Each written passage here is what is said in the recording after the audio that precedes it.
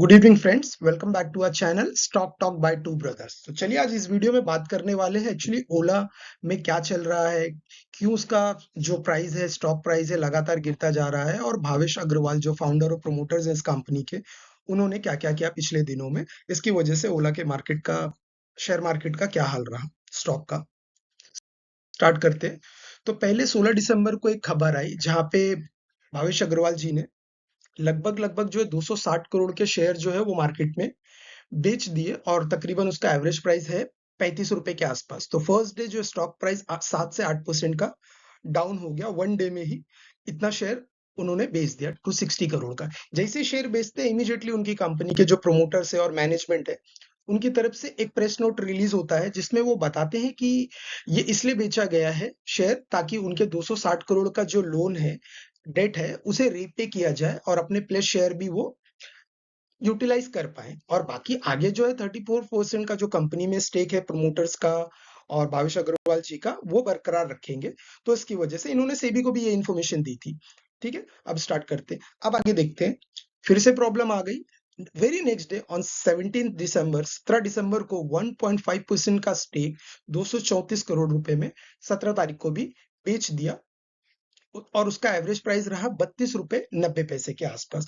उस दिन भी सेम हाल हुआ मार्केट का, 7 से 8% का स्टॉक जो है वो डाउन होके बंद हुआ और उन्होंने उस दिन 142 करोड़ रुपए रेस किए।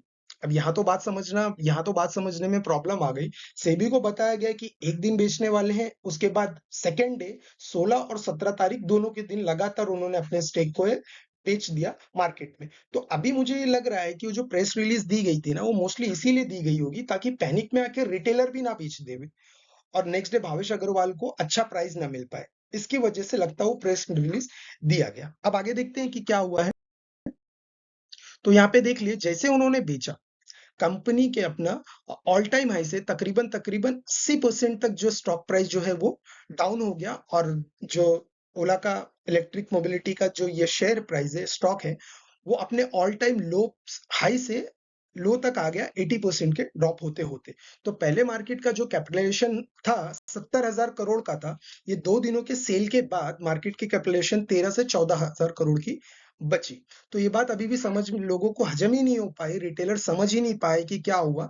तीसरे दिन मतलब 18 दिसंबर के दिन भी एक और बड़ा धमाका हुआ और उस दिन भावेश अग्रवाल ने 2.83 करोड़ के शेयर बेच दिए, जिसका एवरेज प्राइस आया 31.90।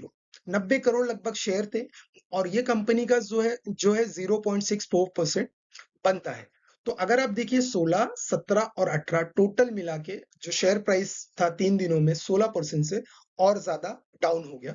तो तकरीबन तकरीबन वो 80% के आसपास में हो गया। तो इसलिए मैंने अभी जस्ट बात की थी कि वो प्रेस नोट इसीलिए शायद सेबी को दी गई या पब्लिकली अनाउंस की गई ताकि जब भावेश अग्रवाल नेक्स्ट 2 डेज 17 और 18 को भी अपने शेयर जो है बेचे तो उनको एक अच्छा प्राइस मिल पाए। नहीं तो हो सकता है सभी बेचने लगते आके, तो जो इन्हें प्राइस मिल रहा है 31, 33 या 35 रुपीज का, वो हो सकता है 25 या 20 रुपए में आ जाता अगर सब बेचना चालू करते तो। अब आगे देखते हैं। अब आगे क्या हुआ, ऑन 19 दिसंबर को ना स्टॉक में जो है ना अपर सर्किट लग गया। अपर सर्किट इसलिए लगा क्योंकि उस दिन भावेश अग्रवाल जी ने कोई स्टॉक बेचा ही नहीं। तो ऑटोमेटिक क्या हो गया, वो खुशी की खबर हो गई। लगातार 3 दिनों से 4% का स्टेक बेच दिया।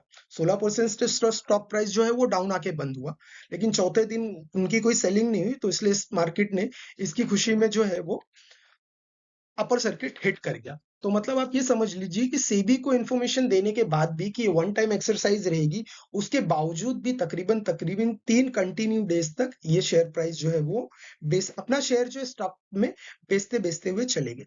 यहाँ पे एक चीज के तरफ मैं आपका ध्यान वापस लाना चाहूंगा कि जैसे हमने बात की थी प्रेस रिलीज में, वहां पे इनका लोन तो रीपे करना था 260 करोड़ का, लेकिन 3 दिनों के अंदर इन्होंने तकरीबन जो है 324 करोड़ का सेल बेच दिया स्टॉक मार्केट में।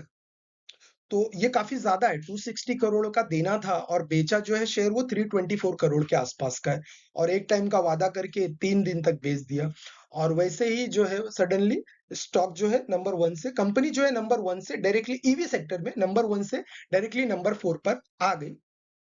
ठीक है, और लगभग लगभग हालत जो है खराब है। तो यहाँ पे अगर आप ये समझ रहे हैं कि बिजनेस मॉडल में कोई प्रॉब्लम है, तो बिल्कुल भी बिजनेस मॉडल में कोई प्रॉब्लम नहीं है, क्योंकि किसी वक्त में इनका स्टॉक जो मार्केट में होल्ड था वो 25% का था, और अब इतने सेलिंग के बाद जो हालात चल रहे हैं, जो उनके रिजल्ट्स अनाउंस होते हैं, लॉस मेकिंग कंपनी बन गई है, तकरीबन तकरीबन जो है सिर्फ 7% के आसपास में अभी इनके मार्केट कैप मतलब मार्केट में होल्ड 7% से रह गया है। ईवी मार्केट में कोई प्रॉब्लम नहीं है, मार्केट अच्छा खासा गेन कर रही है। चाइना का अगर आप देखते हैं तो 30% के आसपास में, इंडिया में अभी भी 7 से 8% है, मतलब स्कोप अभी बहुत ज्यादा है, तो उनके बिजनेस मॉडल में कोई परेशानी नहीं है। अब देख लेते हैं यहाँ पे रजिस्ट्रेशन के बारे में। तो आप देख लीजिए कि जो मार्केट जो है यहाँ पे अर्ली मतलब 2025 की शुरुआत में तकरीबन मार्केट में 20 से 25% का ये लोग होल्ड करते थे कैपेसिटी, मतलब ज्यादा से ज्यादा गाड़ियां जो है ओला की ही बिक रही थी, ओला इलेक्ट्रिक बाइक में बिक रही थी। फिर मिड ऑफ 2025 में 11 से 12% हो गई, और पिछले महीने में जो इनका सबसे खराब हालत रही है, 7% के आसपास में आ गए ये लोग। वैसे देख लीजिए आपकी स्क्रीन पे, टीवीएस मोटर ने 18,000 प्लस गाड़ियां बेची हुई है, बजाज ऑटो ने 15,000 से ज्यादा गाड़ियां बेची हुई है, एथर एनर्जी ने 12,000 से ज्यादा गाड़ियां बेची है, हीरो होंडा और विदा ने 8,000 10,000 से ज्यादा गाड़ियां बेची हुई है। लेकिन यहाँ पर ओला में 8,300 की गाड़ियां कम बिकी है, और ये शार्प डिक्लाइन रहा है आने वाले पूरे महीनों में। जब से कंपनी स्टार्ट हुई है तब से पिछले महीने का डेटा है ये, 7% के आसपास का मार्केट में ये होल्ड रह गया है। और जो हाल चल रहा है, तो ये सोचना, ये बताना कम नहीं होगा कि बहुत जल्दी ये ओला जो है इस मार्केट से गायब हो जाएगी, क्योंकि आप देख ही रहे हैं कि कंपनी का एटीट्यूड देखिए, कंपनी में प्रॉब्लम है। ओला गाड़ी बाइक पे फोकस करने के बजाय, गाड़ियां चल रही हैं, चल नहीं रही है, और प्रोमोटर्स अपने स्टेक पे स्टेक बेचते हुए चले जा रहे हैं। जो आप मतलब नई बात नहीं है उनका स्टेक बेच देना, क्योंकि काफी दिनों से आप देखिए, जब से स्टॉक प्राइस लिस्ट हुआ है स्टॉक, तब से वो बिकता ही चला जा रहा है, तब से वो बिकता ही चला जा रहा है। अब यहाँ पे एक नजर डाल देते हैं, ये वाहन परिवहन के पोर्टल से हमारी टीम ने इसको कलेक्ट किया है ये डेटा। तो देख लीजिए, ओला इलेक्ट्रॉनिक का यूनिट अगस्त महीने में 18,000 बिका, सितंबर महीने में 16,800 यूनिट बेचे, उसके बाद अक्टूबर में भी 16,000 यूनिट बेचे। लेकिन देख लीजिए नवंबर में तकरीबन तकरीबन 48 टू 50% जो है वो सेल में गिरावट आ चुकी है। तो कहीं ना कहीं इसमें जरूर इन लोगों को ध्यान देना चाहिए था। ठीक है, अब आगे देख लेते हैं। अब फाइनेंशियल के बारे में थोड़ा सा बात कर लेते हैं। यहाँ पे एक एलिगेशन और भी लगा है, जो 1250 करोड़ आईपीओ के थ्रू में लिए गए थे। इन्होंने कहा था कि हम अपनी कैपेसिटी का एक्सपांशन करेंगे, मतलब बैटरी की फैक्ट्री वगैरह लगाने जा रहे थे। लेकिन इन्होंने क्या किया है, वो पैसे जो है पूरे मार्केटिंग में, ब्रांड बिल्डिंग में खर्चा कर दी, शोरूम इकट्ठा करने में, और शोरूम भी बिना लाइसेंस के चालू किया, जो अभी इनको धीरे धीरे धीरे धीरे जो है वो बंद करने पड़ रहे थे। तो जो आईपीओ में बताया गया कि हम कैपेसिटी एक्सपांड करने वाले हैं, लेकिन यहाँ पे खर्चा जो है सारा मार्केटिंग में कर दिया गया, और वो पैसे भी मतलब कोई खास यूज में ही नहीं आए। मतलब आईपीओ में भी जो इन्फॉर्मेशन दी आईपीओ लाने के लिए, वो भी यहाँ पे गलत साबित हो रही है। ये एलिगेशन भी लगा है ओला इलेक्ट्रिक्स पे और भावेश अग्रवाल पे, जो इसके फाउंडर है प्लस प्रोमोटर्स में से हैं। अब यहाँ पे मतलब परेशानियां रुकने का नाम ही नहीं ले रही। एक तो पहले वो पहले पहले ऑलरेडी कंपनी की हालत खराब थी, लगातार उनके स्टॉक प्राइस क्रैश होते चले जा रहे थे, 80% के आसपास में आ गए। उसके बाद भावेश अग्रवाल जी का बेच देना 3 दिन लगातार। अब उनकी खुद की कंपनी के ऑडिटर ये बता रहे हैं कि 360 करोड़ की इन्वेंट्री के इंफॉर्मेशन नहीं है, मिसिंग है वो रिपोर्ट में से। ये हाल है। तो आप देख लीजिए, उनके खुद के ऑडिटर जो है वो ये एलिगेशन लगा रहे हैं कि 362 करोड़ की इन्वेंट्री मिसिंग है, उसका कोई हिसाब किताब नहीं है। ठीक है। अब फाइनेंशियल स्ट्रेस में इतनी परेशानियां ऑलरेडी ओला इलेक्ट्रिक में चल रही है, जहां पे प्रोमोटर्स अपना स्टेक वगैरह बेचने में लगे हुए हैं। उसके बीच में ब्लूमबर्ग की एक रिपोर्ट है कि भावेश अग्रवाल जो है वो किसी लेंडर से 17 से 20% के इंटरेस्ट पे पैसा उठा रहे। अब सोचिए, कंपनी का ये हाल है, जहाँ पे फोकस जो है वो एक्चुअली प्रोडक्ट पे होना चाहिए, प्रोडक्ट की क्वालिटी पे होना चाहिए था, और एक्सपांशन पे होना चाहिए था, जैसे इन्होंने आईपीओ लाने के टाइम पे प्रॉमिस किया था। लेकिन इनका फोकस देखिए, 20% के इतने हाईएस्ट इंटरेस्ट रेट पे ये मार्केट से पैसा उठा रहे हैं।